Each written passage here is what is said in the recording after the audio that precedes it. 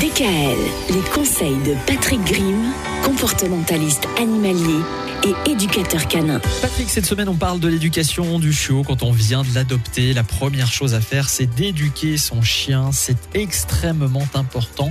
Il y a des choses qu'il faut lui apprendre, notamment les ordres de base. Mais avant de parler des ordres de base, il faut aussi lui apprendre la propreté. Ça, on peut le faire dès qu'il est tout jeune ?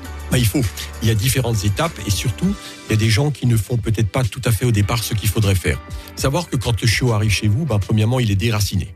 Ouais. Deuxièmement, un chiot, ça fait ses besoins très rapidement, on va dire toutes les 2 heures, toutes les 3 heures. Mais ça peut pas se retenir, un chiot. C'est comme un bébé. Effectivement, les sphincters ne sont pas formés, donc il faut pas s'affoler quand le chien n'est pas encore propre à 4 mois. Parce qu'il faut s'attendre qu'effectivement, pendant les 2 premiers mois, on va l'avoir à la maison, chez nous, il va peut-être être mal propre.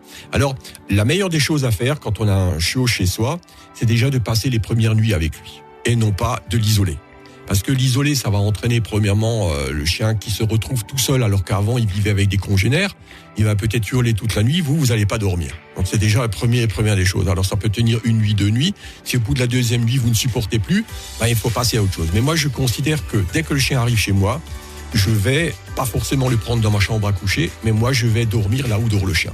Ah ouais. Donc je vais définir un endroit où le chien va dormir et moi je vais dormir à côté. Donc soit sur un canapé, soit sur un lit de camp, etc. Ce qui va me permettre aussi pendant la nuit, dès que le chien va se réveiller, de le prendre tout de suite et de le sortir pour faire ses besoins à l'extérieur.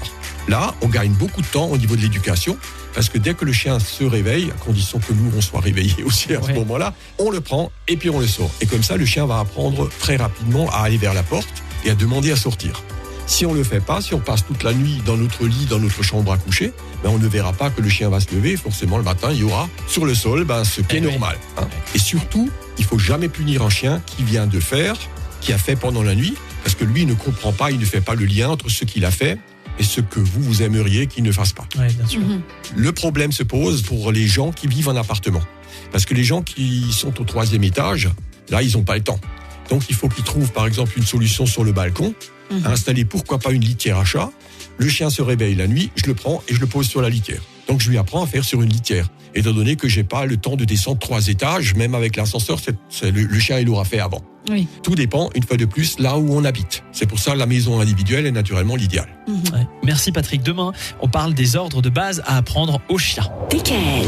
Retrouvez l'ensemble des conseils de DKL sur notre site internet et l'ensemble des plateformes de podcast.